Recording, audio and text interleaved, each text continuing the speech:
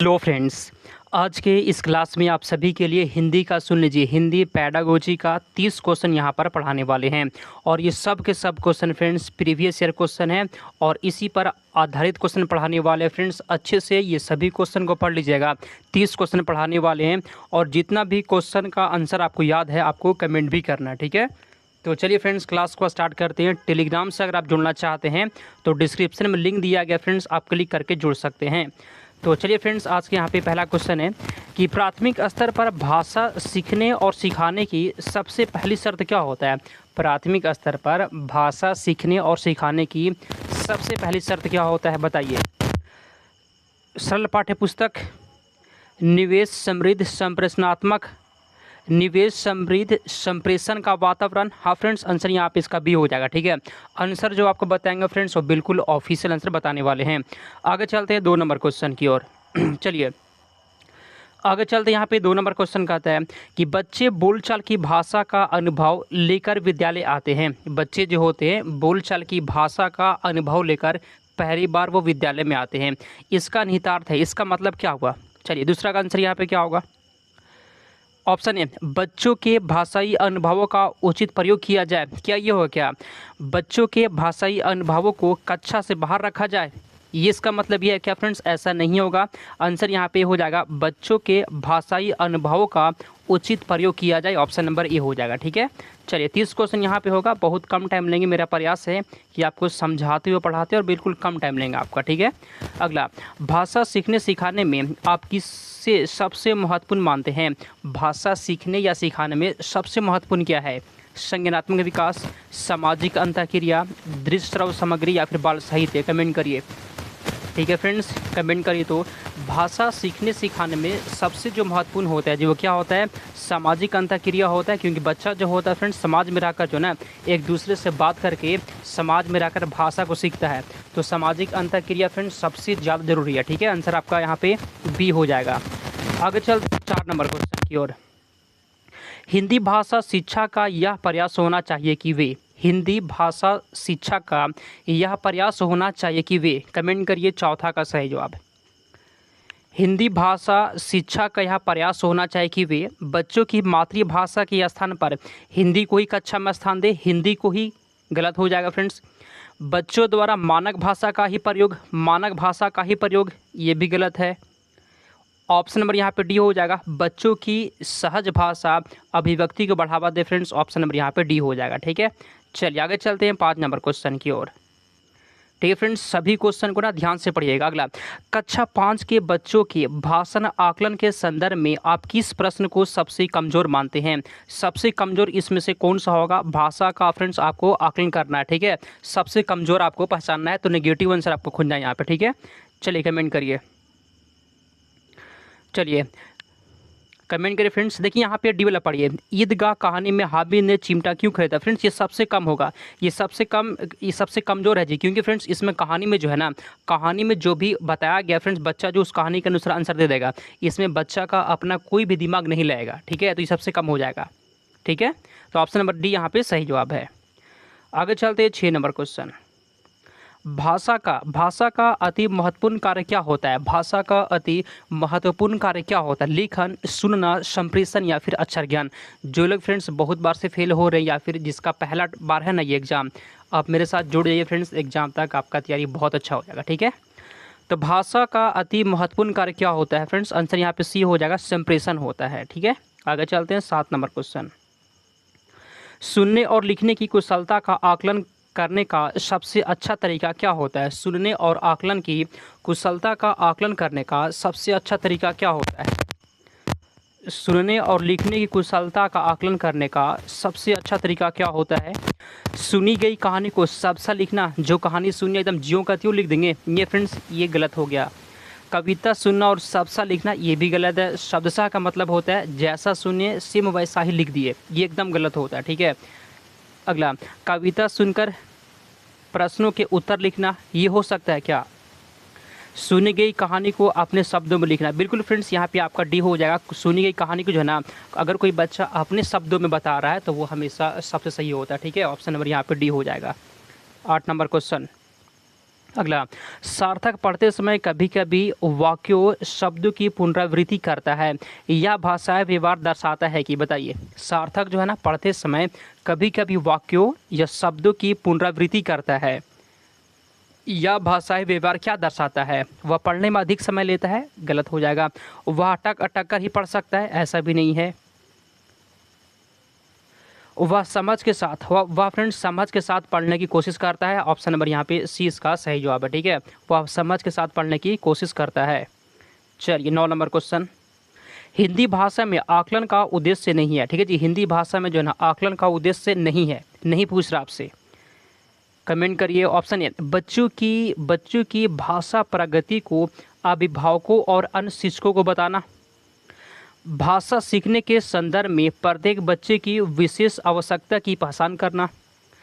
बच्चों की भाषागत त्रुटियों की ही पहचान करना। कौन सा उद्देश्य नहीं है फ्रेंड्स? यही वाला उद्देश्य नहीं, ऑप्शन नंबर यहाँ पे सी हो जाएगा कि बच्चों की भाषागत त्रुटियों को ही पहचान करना। भाषा आकलन का यही उद्देश्य होता है क्या? नहीं। तो फ्रेंड्स आपसे ये नहीं पूछ रहा था, तो ऑप्शन नंबर सी हो गया।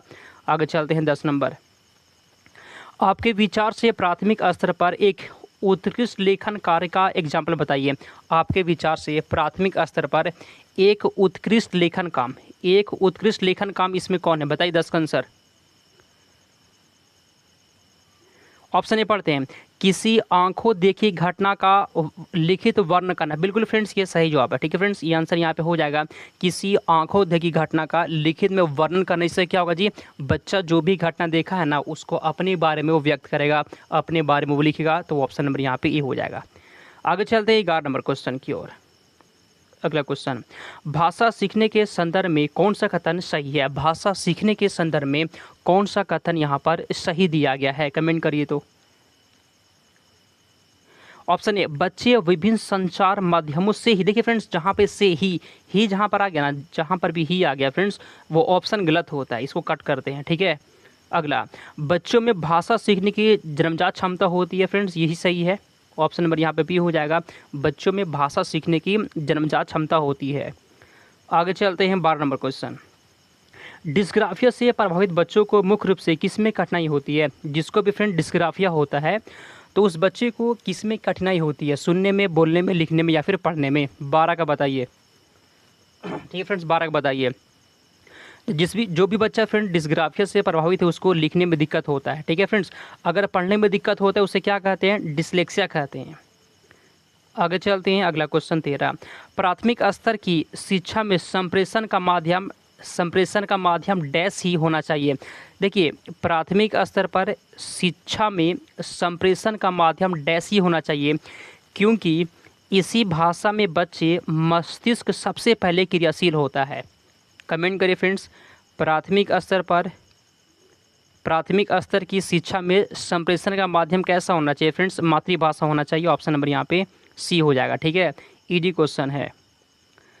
अगला क्वेश्चन, भाषा अर्जन और भाषा अधिगम में महत्वपूर्ण अंतर क्या होता है? भाषा अर्जन करना और भाषा अधिगम में अंतर क्या होता है? कमेंट करिए। तो भाषा अर्जन फ्रेंड्स क्या होता है? अगर कोई वातावरण में रहकर, किसी परिवेश में रहकर कोई भी भाषा को सुनकर फ्रेंड्स स्वतः ही सीख लेना, वह भाषा अर्जन कहलाता है।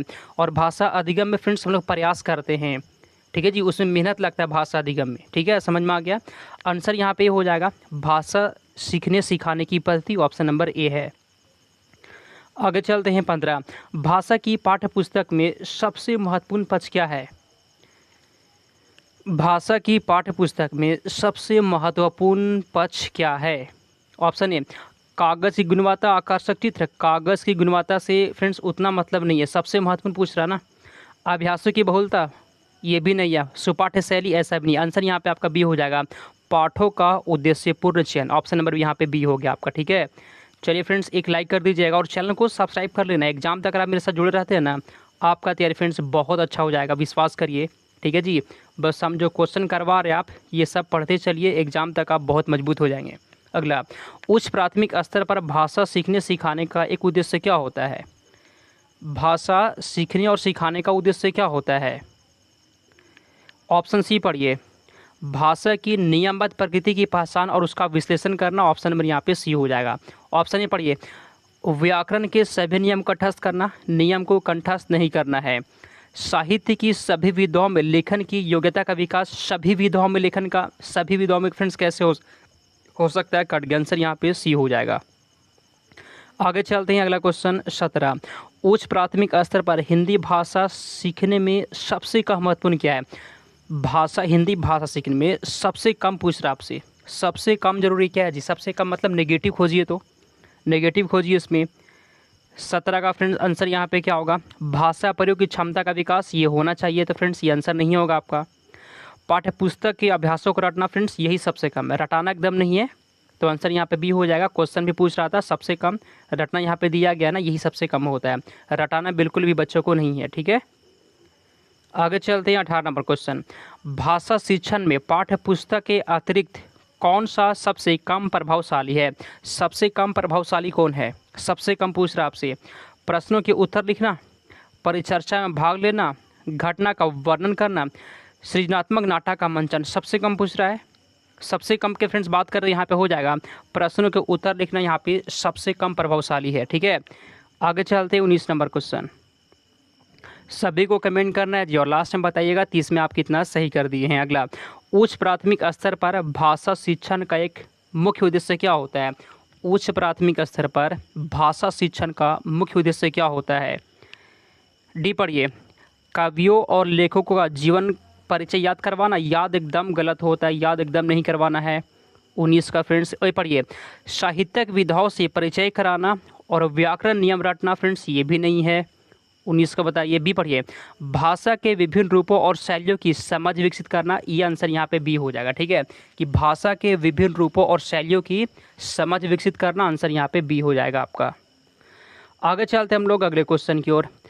बच्चे भाषा तब बेहतर तरीके से सीखते हैं जब, बच्चे भाषा तब बेहतर तरीके से सीखते हैं जब, कमेंट करिए। चलिए फ्रेंड, 20 का आंसर भाषा का समृद्ध परिवेश हो। ठीक है जी, बच्चा जो है ना, बच्चा जो है वो भाषा कब सीखेगा अच्छे से? जब भाषा का फ्रेंड्स अच्छा सा परिवेश उसको मिले, आंसर यहाँ पे हो जाएगा। ठीक है, चलिए आगे चलते हैं 21 नंबर क्वेश्चन। कोई भी दिक्कत होगा फ्रेंड्स आप कमेंट करिएगा, आपका कमेंट का रिप्लाई देंगे। कुछ भी पूछना होगा या फिर और किसका क्लास सही है आप वो भी आप कमेंट कर सकते हैं। अगला, उच्च प्राथमिक स्तर पर बच्चों के भाषा आकलन में सर्वाधिक महत्वपूर्ण क्या होता है? उच्च प्राथमिक स्तर पर बच्चों के भाषा आकलन में सर्वाधिक महत्वपूर्ण क्या है जी? पोर्टफोलियो हो जाएगा फ्रेंड्स, ऑप्शन नंबर यहाँ पे भी हो जाएगा। ठीक है, चलिए आगे चलते हैं 22 नंबर क्वेश्चन। भाषा की कक्षा में लोकतांत्रिक वातावरण का क्या अर्थ है? भाषा की कक्षा में लोकतांत्रिक वातावरण का मतलब क्या हो गया? ऑप्शन पी पढ़िए, केवल शिक्षक ही कक्षा में अनवरत बोलता रहेगा, केवल शिक्षक ही बोलेगा, ऐसा नहीं है। बच्चों को सख्त नियम में बांधकर रखा जाए, फ्रेंड्स ये भी गलत हो जाएगा। मातृभाषा के प्रयोग पर कड़ा प्रतिबंध हो, ये भी फ्रेंड्स गलत हो जाएगा। ऑप्शन ए पढ़िए, बच्चों को अपनी बातें कहना और स्वतंत्र अभिव्यक्ति की पूरी आज़ादी हो, ऑप्शन नंबर यहाँ पे ए हो जाएगा। ठीक है, जो लोग भी टेलीग्राम से जुड़ना चाहते हैं डिस्क्रिप्शन में लिंक दिया गया है, आप क्लिक करके टेलीग्राम से भी जुड़ सकते हैं। ठीक है, तो फ्रेंड्स यहाँ पे अगला क्वेश्चन है कि चॉम्स्की के अनुसार बच्चों में भाषा सीखने की क्षमता जन्मजात होती है, अतः शिक्षण प्रक्रिया में, कमेंट करिए, अतः शिक्षण प्रक्रिया में क्या होना चाहिए? चॉम्स्की कहते हैं ना कि बच्चों में भाषा सीखने की क्षमता जो होता है वो जन्मजात होती है, अतः शिक्षण प्रक्रिया में बच्चों को समृद्ध और अर्थपूर्ण भाषिक परिवेश से अंतःक्रिया के अवसर मिलने चाहिए। ऑप्शन नंबर यहाँ पे ए हो जाएगा। ठीक है, चलिए 24 नंबर यहाँ पे क्वेश्चन है, सुहेल को पढ़ने में कठिनाई होती है लेकिन उसका लेखन कार्य बहुत उत्कृष्ट है, वह ग्रसित हो सकता है किससे? बस आपको इतना समझना है ना कि फ्रेंड्स पढ़ने में कठिनाई होती है, जब पढ़ने में कठिनाई होता है उसको क्या कहते हैं बताइए? अगर किसी को पढ़ने में कठिनाई होती है फ्रेंड्स उसे क्या कहते हैं? डिसलेक्सिया कहते हैं। क्या कहते हैं? डिसलेक्सिया कहते हैं। ऑप्शन नंबर ए हो जाएगा।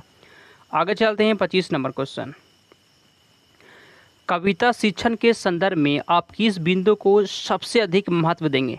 कविता शिक्षण के संदर्भ में आप किस बिंदु को सबसे अधिक महत्व देंगे? 25 का बताइए। ऑप्शन ए, कविता का एक निश्चित और स्थिर अर्थ होता है।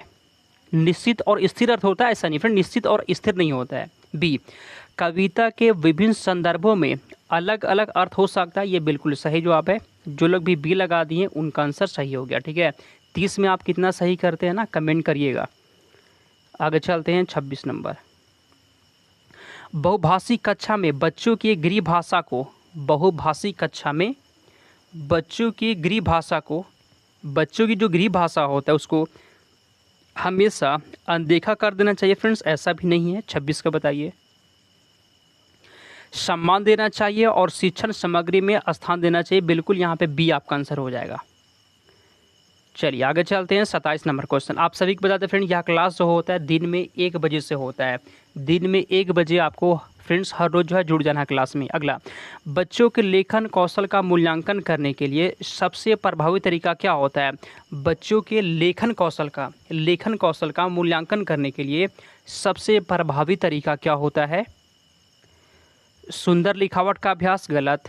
कठिन शब्दों का श्रुतलेख, गलत। आंसर यहाँ पे सी हो जाएगा, अपने अनुभवों और विचारों को लिखना।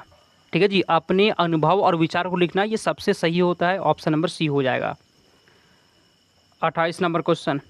उपचारात्मक शिक्षण का मुख्य आधार क्या होता है? उपचारात्मक शिक्षण का मुख्य आधार क्या होता है? स्वमूल्यांकन, नैदानिक परीक्षण, वार्षिक परीक्षा, गृह कार्य का मूल्यांकन। तो यहाँ पे 28 नंबर क्वेश्चन का बी हो जाएगा फ्रेंड्स। इसे क्या कहते हैं? नैदानिक परीक्षा कहते हैं।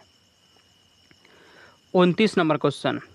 भाषा शिक्षण में ससंदर्भ व्याकरण पर बल देने का क्या कारण है? कमेंट करिए। तो भाषा शिक्षण में जो है ना, ससंदर्भ व्याकरण पर बल देने का कारण क्या है? ऑप्शन ए, व्याकरण के नियम को रटाना,